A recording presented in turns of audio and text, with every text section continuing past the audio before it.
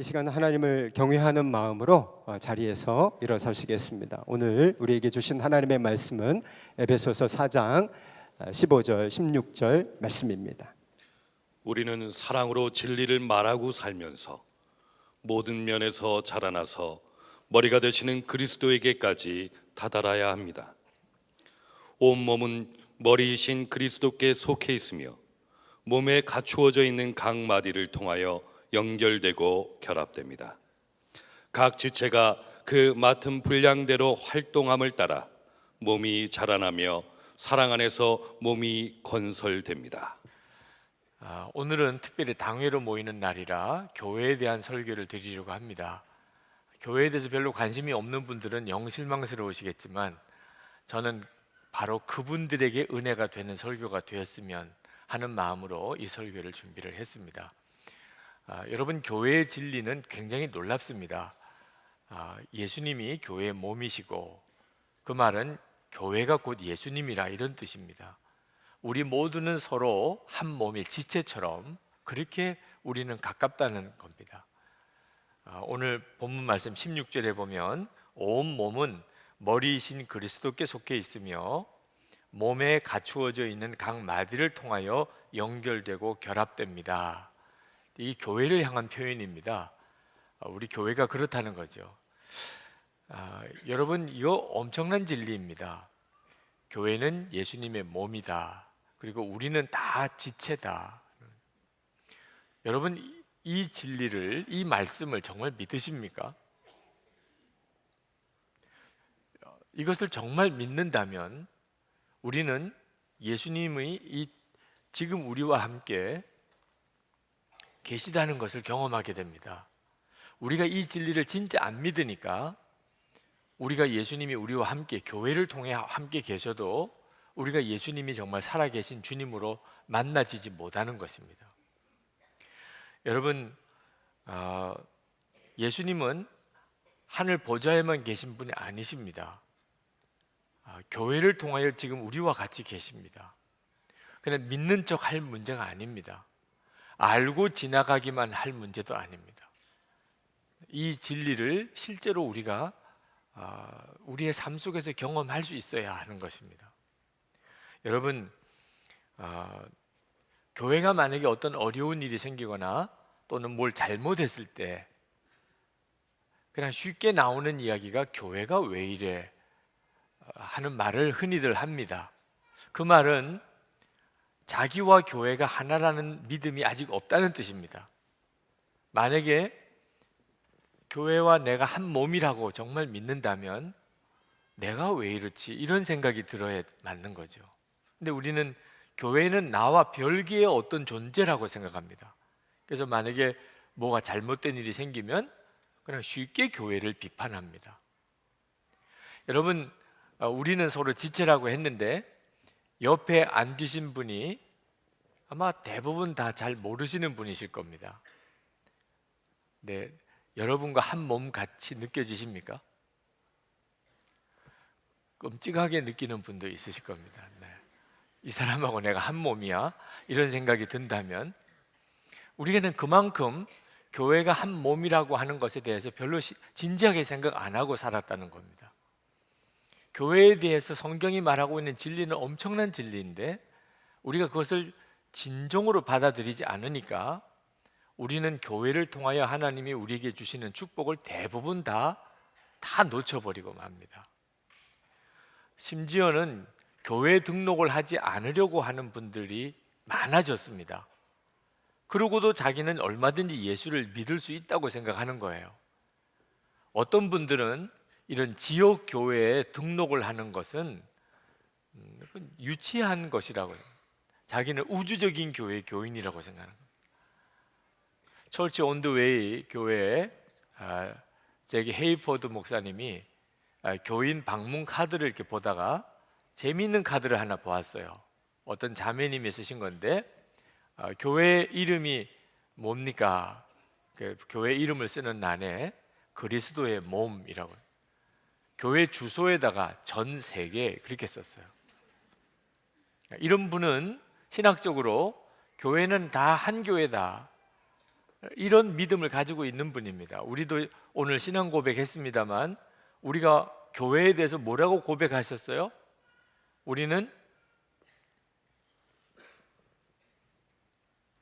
교회, 이 온 우주적인 한 교회임을 믿습니다. 그런 뜻으로 공교회를 믿고 이렇게 표현을 했어요.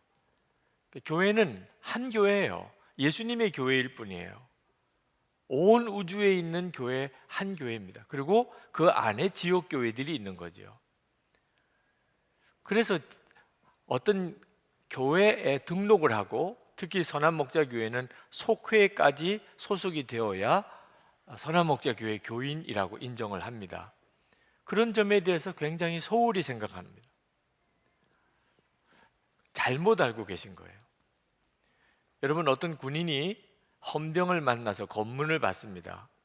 너는 소속이 어디야? 저는 대한민국 군대입니다. 소속이. 직속 상관이 누구야? 대통령입니다. 너 부대 위치가 어디야? 용산에 있는 국방부입니다. 이렇게 나오면 영창 갑니다. 네, 그런 군인 없습니다. 네, 대한민국 군인 맞습니다. 우리의 최고 사령관, 군인의 대통령 맞습니다. 그러나 구체적으로 어느 사단, 어느 연대, 어느 대대, 어느 중대, 어느 소대까지 분명한 소속이 있어야 그 사람이 군인인 것입니다. 교회도 마찬가지입니다. 분명히 교회 소속이 없는 형편으로 교인은 없습니다. 선한목자교회에 주일 예배에 오시는 분들 중에 선한목자교회 교인이 아니신 분이 대략 한 1000여 명이 된다고 파악이 됩니다. 실제로 등록 교인하고 비교하면 주일 출석 인원이 한 1000명 정도쯤이 더 주일 예배에 오십니다. 그러니까 상당수 많은 분들이 교회 소속감이 별로 없이 교회에 오신다는 거죠. 혹시 그러신 분이 계시면 잘 들으시기 바랍니다. 내가 정확하게 어느 교회, 어느 소그룹 안에 정확한 소속감이 있으셔야 그분이 교인입니다. 전체 예수님의 교회의 교인이기도 합니다. 여러분들이 교회에 대해서 소속감을 분명히 갖기 원치 않는 것은 나름대로 이유가 있습니다. 그것은 교회 생활에서 받았던 어려움이 있었기 때문이거나 또는 목사님이나 장로님이나 교인들로부터 어떤 상처를 받은 일이 있거나 그래서 교회에 깊이 소속되기를 싫어하는 그런 마음이 충분히 이해가 됩니다. 그러나 여러분, 교회는 근본적으로 하나님이 우리에게 주신 축복의 선물입니다. 교회가 없으면 안 되기 때문에 교회를 주신 겁니다. 가정과 같습니다. 여러분, 가정이 항상 좋은 곳이기만 합니까? 부부 관계나 부모 자녀 관계나 또는 형제 간에 가정 안에도 어려운 일 많지 않습니까? 여러분, 어려서 자라는 동안에 가족으로부터 받은 상처 한두 개입니까? 가족 때문에 내가 짊어져야 될 부담과 책임이 얼마나 큽니까? 그래도 가족은 나에게 축복입니다. 가족이 없는 거하고 비교할 수가 없는 것이 가족의 축복이잖아요. 교회도 꼭 같습니다.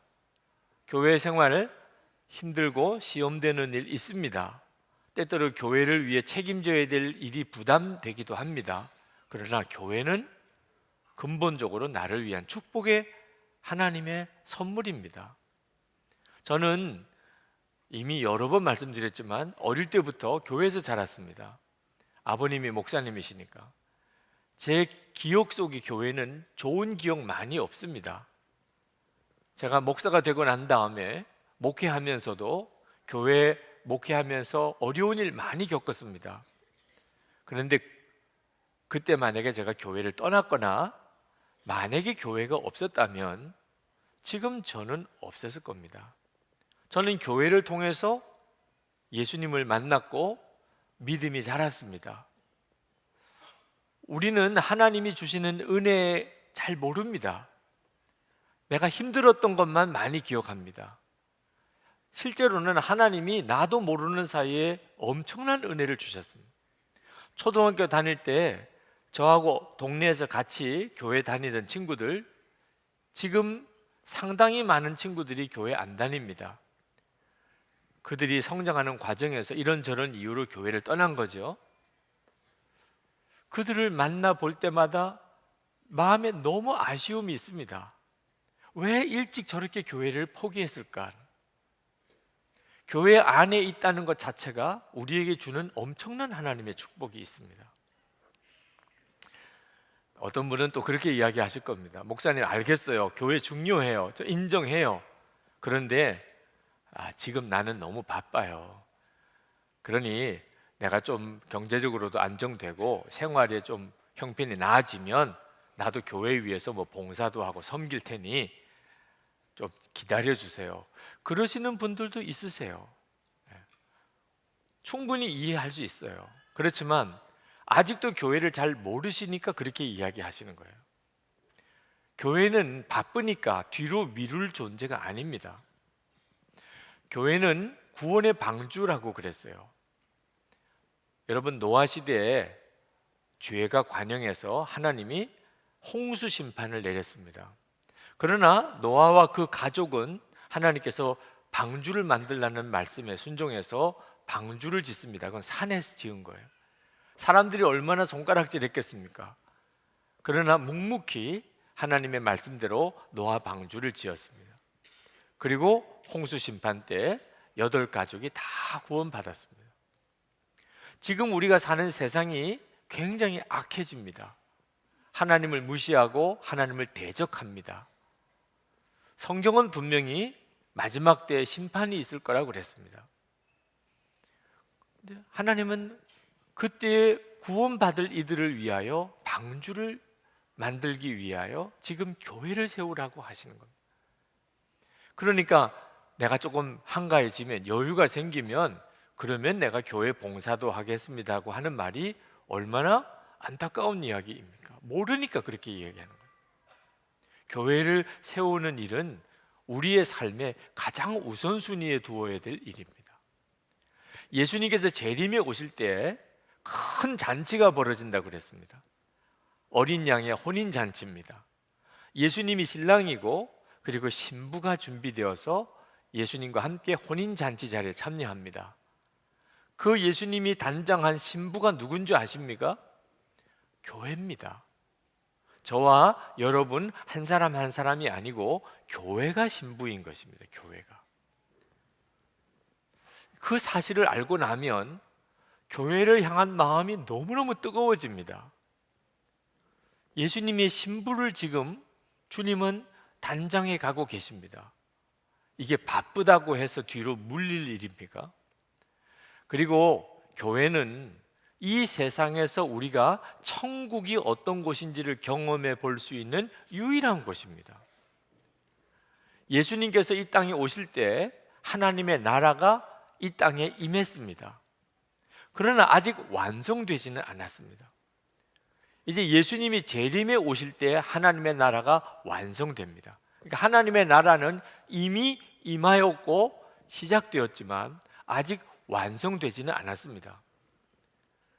그런데 하나님의 나라가 예수님의 재림으로 완성되기 전까지 이 세상에서 천국을 경험할 수 있는 곳으로 하나님이 우리에게 허락해 주신 곳이 교회입니다. 교회 안에서 우리는 천국이 어떤 곳인지 미리 맛보게 됩니다. 그리고 천국이 정말 있구나 하는 것을 확인하게도 됩니다. 교회는 엄청나게 중요한 것입니다. 그러니까 우리가 우리의 삶에 교회를 세워가는 일을 우선순위에 항상 먼저 두어야 합니다. 여러분, 하나님을 정말 생각해 보시기 바랍니다. 교회를 위해서 헌신하고 교회 세우는 일을 위해서 순종하는 그런 성도들을 하나님이 얼마나 찾으시겠습니까? 여러분들의 기도 생활 중에 교회를 위한 기도가 있으신가요? 여러분이 교회를 위해서 기도하고 나라와 민족을 위해서 기도하면 하나님의 눈에 얼마나 특별하게 눈에 뜨이겠습니까? 어떤 분은 그런 말씀을 하실 수도 있어요. 아니, 목사님, 좀 현실적으로 이야기합시다. 어떻게 천국 같은 교회가 있을 수 있겠습니까?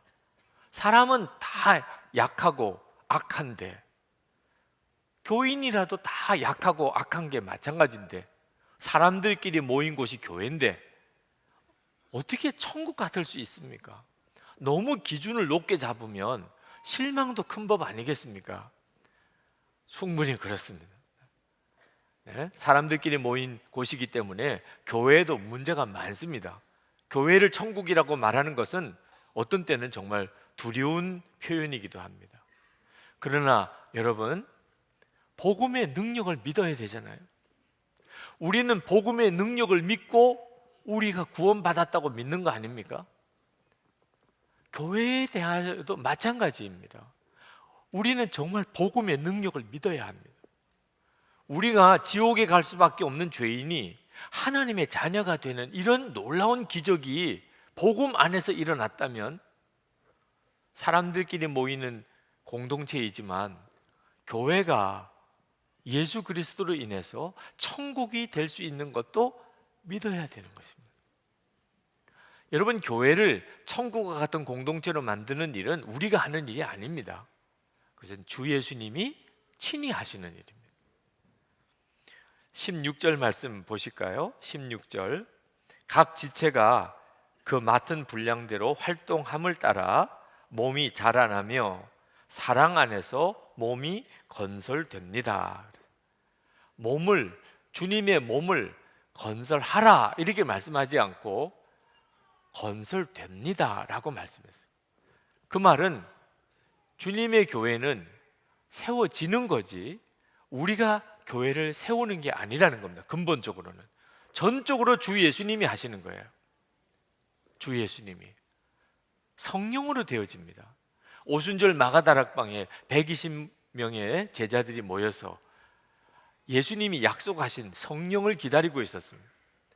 때가 되면 오순절에 성령이 임하십니다. 그리고 교회가 세워졌어요. 여러분 기억하셔야 됩니다. 교회는 성령이 임하심으로 세워진 겁니다. 지금도 똑같습니다. 지금도 교회는 성령이 임하심으로 주님이 세우시는 겁니다.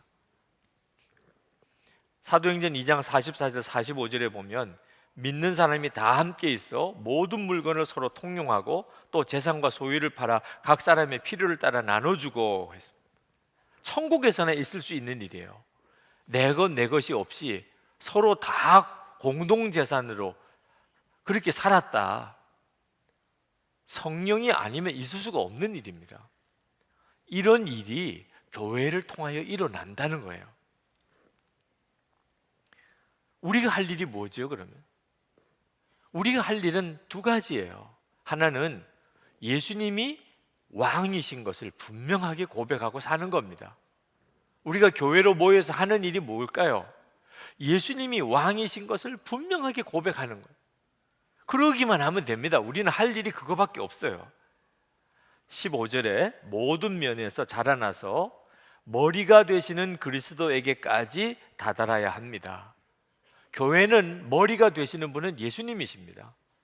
교회는 예수님이 왕이세요. 예수님이 교회의 주님이세요.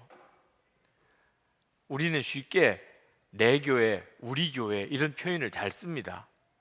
그죠? 다른 교회 교인을 만나면 우리 교회는 이런 말을 쉽게 써요.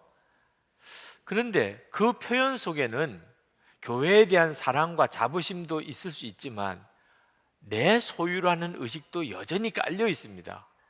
내 것이라는 소유의식.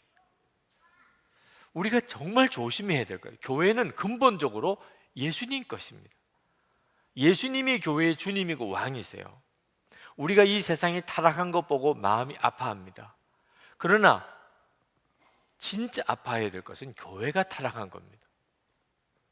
교회가 타락하면 소망이 없습니다. 그런데 교회 타락이 뭐죠? 도대체 교회가 타락한 것을 뭘 보고 타락했다고 할 수 있는 겁니까? 사람이 주인 노릇하는 거예요, 교회가. 교회 안에서 사람이 왕 노릇하는 겁니다. 여기 계신 분들 중에 교회 섬기시는 봉사, 이런저런 봉사하시는 분들이 많으시잖아요. 여러분들의 부서에서 섬기는 그 파트에서 사람이 주인 노릇, 사람이 왕 노릇, 사람이 모든 일을 주관하는 일, 그게 교회의 타락이에요. 교회는 그런 곳이 아닙니다. 교회는 성도들이 모여서 언제나 예수님이 왕이십니다, 이 고백으로 모이고 무슨 일이든지 하는 곳이 교회입니다. 그러면 교회는 예수님의 교회가 됩니다. 여러분, 이 세상은 예수님이 왕이신 걸 모릅니다.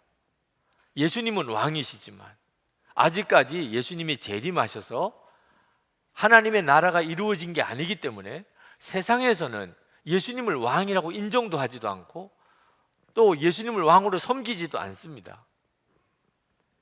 그런데 이 세상에 사는 사람들 중에 예수님을 왕이라고, 예수님을 주님이라고 믿는 사람들이 있습니다. 누구지요? 저와 여러분 그리스도인들입니다. 그리스도인들은 예수님이 주님이고 예수님이 왕이세요. 그래서 성령께서 그리스도인들을 모으신 거예요. 교회라고 모으신 거예요.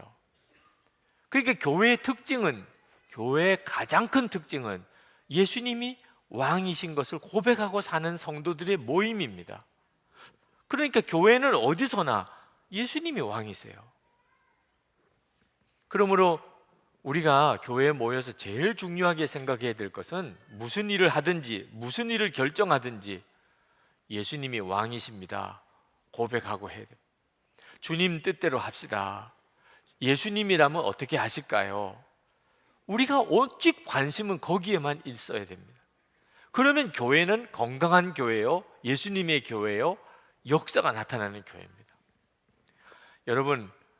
여러분이 교회 생활하면서 여러분이 가지고 있었던 주장이나 계획을 예수님의 뜻이기 때문에 꺾어본 기억이 있습니까? 여러분은 이렇게 하는 게 옳아요. 여러분의 생각하기에는 이게 중요해요. 그런데 예수님의 뜻이기 때문에 내 뜻과 달랐어요. 그래서 내 주장과 계획을 꺾어본 적이 있으셨나요? 여러분, 너무 마음이 화가 났어요. 교회에서 너무 화가 났어요. 그런데 주님이 기뻐해라, 감사해라, 주님이 그렇게 마음을 주셔서 내가 막 화가 나고 속이 부글부글 끓는데 마음을 바꿔가지고 기뻐하고 감사해 본 이런 기억이 있으십니까? 여러분, 나는 죽었습니다, 이렇게 고백을 했기 때문에 겨우 참았어요. 겨우 기다릴 수 있었어요. 너무 쉽지 않았기 때문에 정말 더 이상 있을 수가 없었어요. 그런데 주님이 원하시는 게 그 일이 아니니까, 그래서 나는 죽었습니다, 나는 죽었습니다, 이렇게 고백을 함으로 인해서 겨우 기다릴 수 있었던 그랬던 경험이 여러분에게 있으셨나요? 만약에 그런 경험이 별로 없었다면 여러분은 예수님이 왕이심을 그냥 머리로만 알고 입으로만 말하고 사는 사람. 교회 생활은 전적으로 내 생각과 내 주장, 내 계획, 내 감정을 다 꺾는 거예요. 우리 주님이 왕이시니까 주님이 원하시는 대로 꺾는 거예요. 어느 교회에 담임 목사님을 새로 모셔야 될 일이 생겼는데 목사님이 여러분이 이제 후보가 되셨습니다. 그 목사님 중에 한 분을 투표로 결정하는 날입니다. 장로님 한 분이 새벽 기도에 나가셨어요. 그리고 하나님께 기도했습니다. 하나님, 좋은 목사님이 오늘 결정되되 제가 보기에는 이 목사님이 제일 좋은 목사님이니 이 목사님이 우리 교회 담임 목사님을 오게 해달라고 기도를 했어요. 근데 하나님께서 갑자기 무슨 말씀을 하시느냐 하면, 너는 내가 원하지 않는 목사가 선정되어도 그에게 순복할 수 있겠느냐. 깜짝 놀랐어요. 숨이 멎을 듯이 놀랐어요. 하나님이 내가 원하지 않는 목사님을 담임 목사님으로 세우시려는가. 너무너무 마음이 힘들었지만 그래도 이 장로님이 늘 주님께 순종하고 살겠다는 마음을 가지고 있었기 때문에 하나님께 기도를 했습니다. 하나님, 제가 원하지 않는 분이 되어도 제가 순복하겠습니다. 그랬더니 하나님이 또 물으시는 거예요. 너는 내가 원하는 목사가 아니라도 내가 원하는 목사처럼 사랑하며 섬길 수 있겠느냐? 이거는 아까 거하고 또 다르잖아요. 뭐 하나님이 다른 목사님을 담임 목사로 세우시면 어떻게 해요? 뭐 내가 받아들이는 수밖에 없죠. 그런데 사랑하고 섬길 수 있겠느냐? 그때 그 장로님의 마음에 어떤 마음이 있는지를 하나님이 그대로 드러내 보여주셨다고 그랬어요. 자기 마음에 다른 목사님들에 대한 정죄와 판단이 있는 겁니다. 저 목사님은 안 돼, 저 목사님은 안 돼. 그리고 또 마음에 만약에 내가 원하는 목사님이 안 된다면 나는 이제부터 나는 교회 일 적당히 할 거야. 내가 원하는 목사님도 아닌데 내가 열심히 할 게 뭐 있어. 나 그냥 지켜볼 거야. 잘하나 안 하나 지켜볼 거야. 이런 마음을 가지고 있는 것을 그날 다 드러내신 거예요. 얼마나 자기 속에 있는 생각이 하나님 기뻐하지 않는 것인지 깨닫고 펑펑 울면서 회개했습니다. 그리고 하나님께 기도했어요. 하나님, 제가 원하지 않는 분이 오시더라도 제가 원했던 목사님처럼 사랑하고 섬기겠습니다.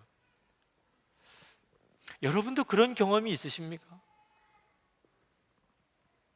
교회에서 하나님이 원하시는 일이기 때문에 내가 원하는 게 아니지만 나는 그 점에 대해서 반대하지만 주님의 뜻이구나. 그래서 내 생각 꺾고 내 감정도 꺾고 내 기분도 꺾고 나는 죽었습니다 고백하고 그렇게 순종하실 수 있으시겠어요? 오늘 2부 예배 드리고 난 다음에 기도 받으러 나오신 남자분 한 분이 저에게 오셔서 그렇게 이야기했어요. 저는 오늘 교회를 옮기려고 왔습니다. 교회에서 너무나 많은 상처를 받았습니다. 교회를 옮기려고 왔는데 오늘 목사님의 설교를 듣고 제가 제 마음을 바꾸어서 다시 교회로 돌아가려고 합니다. 목사님 기도해 주세요. 제가 너무나 감사한 마음으로 기도를 드렸어요. 그분에게 있어서는 쉽지 않은 일이죠. 근데 예수님의 왕 되심이 분명하셔야 돼요. 우리는 쉽게 내가 왕 되려고 그래요. 교회 안에서 우리는 쉽게 사람이 왕 노릇하는 것을 보아요. 그게 교회 타락이에요. 아무리 일이 잘 되고 교회가 커진다 하더라도 사람이 왕 되기 시작하면, 사람이 마음대로 주장하기 시작하면, 그러면 그게 교회의 타락이에요. 15절에 보면 우리가 교회를 어떻게 섬겨야 되는지에 대해서 가르치고 계십니다. 사랑으로 진리를 말하고 살면서라고 그랬습니다. 여러분, 교회는 항상 진리 위에 서 있어야 합니다. 올바르게 가야 되는 거예요. 교회는 항상 바르게 가야 돼요. 교회가 잘못하거나 죄를 용납하거나 불의를 용납하면 안 됩니다. 교회는 언제나 진리에 서 있어야 돼요. 그러니까 항상 무엇이 진리인지를 우리가 항상 물어야 됩니다. 무엇이 하나님의 뜻인지를. 그러나 사랑으로 진리를 말하고 살면서 이 구절을 명심해야 돼요. 사랑으로라고요. 진리를 말하되 사랑으로 해야 돼요. 우리가 아이들에게 무언가를 가르쳐도 똑같아요. 옳은 말을 하되 사랑으로 해야 됩니다. 우리가 교회에서 어린아이들이 많아요. 우리 교회 어린아이들이 참 많습니다. 감사한 일이에요. 어린애들이 많으니까 때때로는 어른들이 보기에는 문제가 많이 보여요. 그럴 때 아이들을 따끔하게 훈계도 하고 가르치기도 해야 되지만 명심해야 돼요. 예수님께서 하시는 것처럼, 주님이 그 아이에게 말씀하시는 것처럼 어른들이 할 수 있는 마음을 가져야 돼요. 사랑으로 진리를 말해야 되는 겁니다.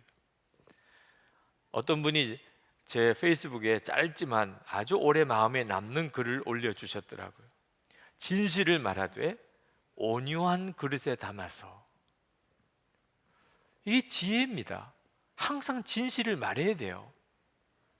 그러나 온유한 그릇에 담아서 말할 수 있어야 합니다. 그때부터 주님이 역사하기 시작해요. 여러분, 예수님께서 교회를 세워 가시려면 또 우리가 반드시 기억해야 될 두 번째가 다른 교인들에게 마음을 열어야 됩니다. 다른 사람에게 내 마음의 장벽이 허물어져야 돼요. 에베소서 2장 14절에 그는 우리의 화평이신지라 둘로 하나를 만드사 원수된 것 곧 중간에 막힌 담을 자기 육체로 허시고 그랬습니다. 예수님은 막힌 담을 허신 분이에요. 십자가의 죽으심으로 가장 먼저는 하나님과 우리 사이에 막힌 담을 허셨어요. 그래서 예수님 안에서 우리는 하나님의 자녀가 됩니다. 원래는 하나님과 원수지간이었습니다. 이건 엄청난 은혜죠. 그런데 하나님과 사이에 막힌 담은 허물어진 게 아닙니다. 십자가로 사람과 사람 사이에 막힌 장벽도 다 허물어졌어요. 초대교회 때 어떤 일이 벌어졌는지 아십니까? 사도행전 10장에 보면 이방인과 유대인에 막힌 장벽이 허물어집니다. 이건 기적이에요. 지금까지도 이스라엘을 보세요. 이스라엘과 팔레스타인, 이스라엘과 주변에 있는 아랍 국가 사이에 끊임없이 전쟁합니다. 어떤 것도 허물 수가 없는 관계가 유대인과 이방인 관계예요. 그런데 예수 그리스도 안에서 유대인과 이방인의 장벽이 허물어집니다. 빌레몬서에 보면은 주인과 종이 예수 그리스도 안에서 형제가 돼요. 요즘은 주인 종 없는 시대지만 옛날에는 주인하고 종하고가 어떻게 형제가 됩니까? 예수 그리스도 복음 안에 그런 역사가 일어나는 거예요.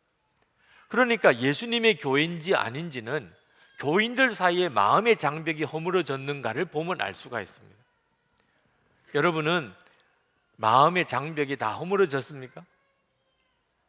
마음에 안 드는 사람, 하나 되고 싶지 않은 사람 혹시 없습니까?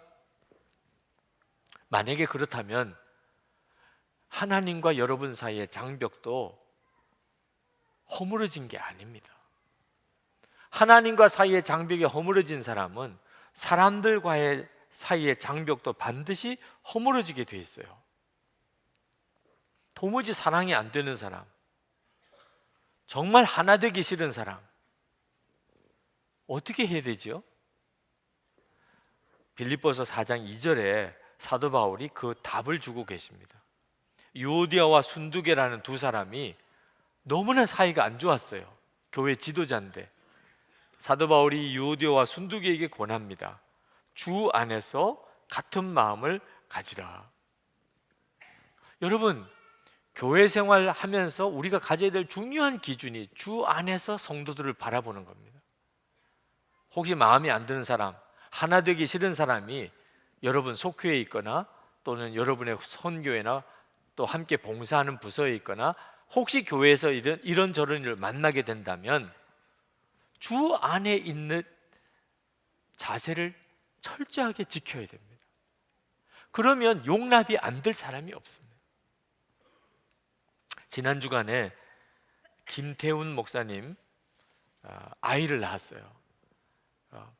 밤중에 문자가 왔더라고요. 12시 가까워요. 누가 도대체 이 밤에 문자를 보냈나 그랬더니 해산하러 지금 아내가 들어갔는데 목사님 기도해 주세요. 주무시는데 제가 깨워서 죄송합니다. 얼마나 간절했으면 그 밤에 문자를 보냈을까 싶더라고요. 그래서 일어나서 간단히 기도했어요. 순산하게 해달라고 기도. 아침에 일어나서 보니까 아기 사진이 전송되어 왔더라고요. 감사합니다. 아기 잘 낳았습니다. 3.2kg인가 그렇다고 이렇게 왔어요. 너무너무 우리 교회 전도사님으로 계시다가 지금 목사님으로 나가 계시죠. 저는 그 목사님에 대해서 인상 깊은 간증이 하나 있어요. 그 목사님이 참 좋은 아빠가 될 거라는 생각을 하는 이유가 있어요. 그 목사님이 한 번은 설교 때 자기는 어릴 때 깡패 같은 학생이었다고 간증한 적이 있습니다. 왜 깡패 같은 학생이었냐면 제가 그때 학교를 다니고 있었기 때문입니다. 그래서 깡패가 아니고 깡패 같은 학생인 것입니다. 한 번은 어머님이 학교에 불려와서 학교에 오게 된 일이 있었습니다. 저와 친구들이 부모님들이 학교에 오셔서 학생 주임 선생님으로부터 저희들의 만행을 다 듣는 동안 밖에서 부모님들을 기다리고 있었습니다. 이야기를 다 듣고 나오신 어머니들은 각자 자기 아들들을 데리고 집으로 향했습니다. 밖에 나가면 그렇게 무서울 것 없는 친구들이 하나같이 어머니에게 뒤통수를 맞으며 등짝을 맞아가며 집으로 향하는 것을 뒤에서 보면서 참 재밌었습니다. 그러면서도 옆에서 저에게 한마디도 안 하시고 아무 행동도 없이 그저 묵묵히 걸어가시는 어머니를 보면서 미안한 마음이 들었습니다. 한참을 말없이 걷다가 제가 어머니께 엄마 미안해 라고 말했습니다. 그러자 어머니가 대답하셨습니다. 너희 선생님은 참 이상하더라. 우리 아들을 엄청 나쁜 애로 알고 계시더라. 이 얘기 저 얘기 하길래 그냥 안 듣고 다른 생각하다가 나왔다. 우리 아들이 이렇게 착한데 선생님이 오해하고 계시더라. 그렇지. 그 이후로 저의 행동은 어머니가 기준이 되어버렸습니다. 친구들이 집을 나가자고 할 때 저는 어머니 때문에 나갈 수 없었습니다. 심한 죄를 지을 수밖에 없는 순간에도 저는 어머니 때문에 죄를 지을 수 없었습니다. 아버지가 술에 취해서 저에게 모욕적인 말을 하고 화나게 해도 어머니 때문에 참았습니다. 저의 마음은 온통 어머니께로 향했습니다. 왜냐하면 어머니는 저의 허물 때문에 대신 창피를 당했으면서도 저를 끝까지 책임지셨기 때문입니다. 어머니는 저의 잘못을 오히려 용서해 주셨고 저를 사랑해 주셨습니다. 누군가 저에게 저의 목숨을 주고 싶은 사람을 한 사람만 말해보라면 저는 주저없이 어머니라고 말할 것입니다. 왜냐하면 어머니는 제가 죽은 가운데 있을지라도 그 목숨을 걸고 저를 구해 주실 것을 믿기 때문입니다. 자, 어머니의 은혜 하나가 이렇게 깊이 와닿은 사람이기에 그는 지금 목사가 됐어요. 그나마 틀림없이 아이를 잘 기를 거예요. 그런데 예수님의 은혜는 이런 어머니 은혜와 비교가 안 됩니다. 우리가 주님 안에, 정말 주님 안에 있는 눈이 뜨이면 교회에 마음의 벽 가지고 살 사람 아무도 없습니다. 이게 교회를 만드는 것이에요. 세상 사람들이 교회를 보면서 큰 교회이기 때문에 놀래거나 교인이 많다고 충격을 받지 않습니다. 교인들끼리 마음의 벽이 없어요. 그러면 세상 사람들이 놀랍니다. 어떻게 이게 가능하냐? 그게 가능한 곳이 교회입니다. 우리가 예수님을 믿는 사람이니까 예수님 안에 있으면 교회 안에 벽이 다 무너집니다. 여러분, 교회 생활하면서 좋은 사람하고 같이 신앙생활 하려고 하는 마음 가지면 안 됩니다. 그건 교회 아닙니다. 교회는 내게 주신 사람을 사랑하는 거예요. 예수님이 보내주신 분입니다. 내가 원해서 사람을 택한 게 아닙니다. 여러분, 여러분의 아이를 여러분이 만드셨습니까? 낳아 보니까 그 아이예요. 눈 하나, 코 하나 우리가 만들 수 없습니다. 낳아 보니까 그 아이인 거예요. 그래서 그 아이를 사랑하고 다듬고 기르고 가르치고 이렇게 길러간 거 아니에요?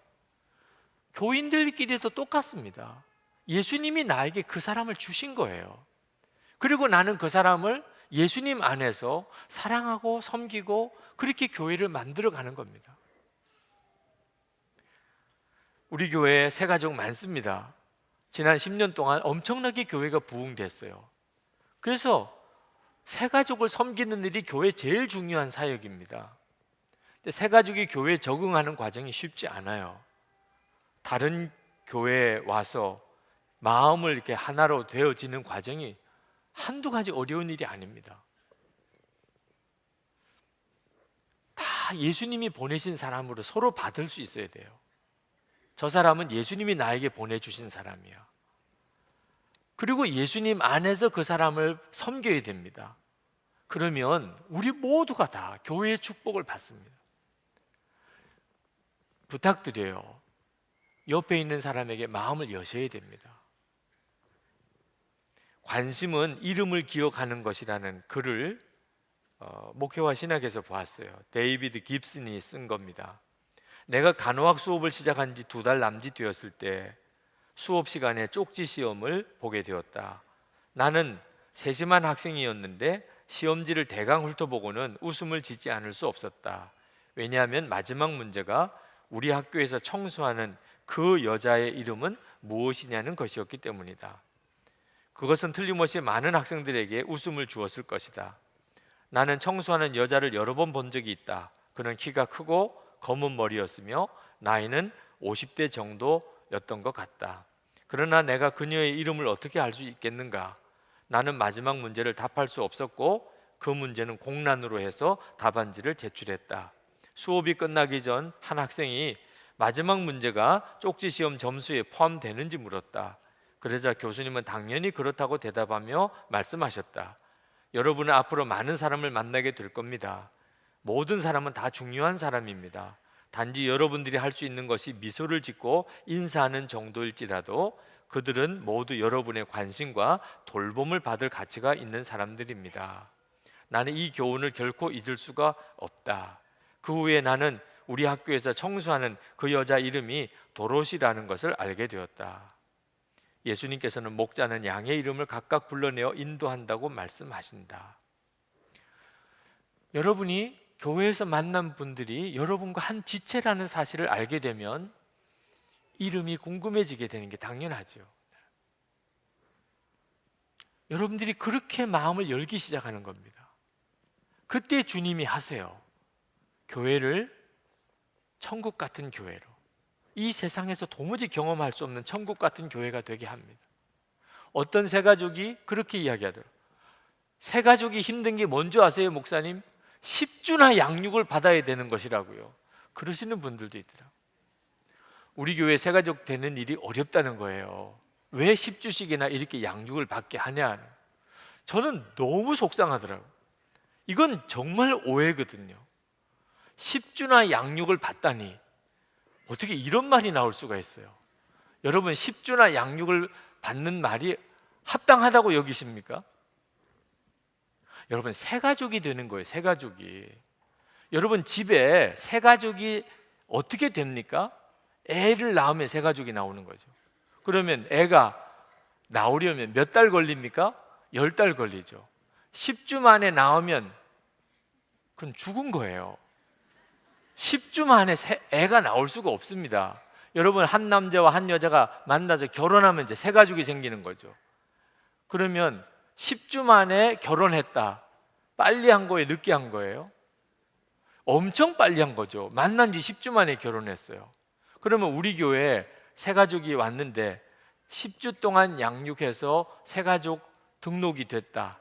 그러면 빨리 된 거예요? 늦게 된 거예요? 엄청 빨리 된 거죠. 그러니까 10주 나 걸리는 게 아니라는 거예요. 10주만 한 거지. 아멘입니까?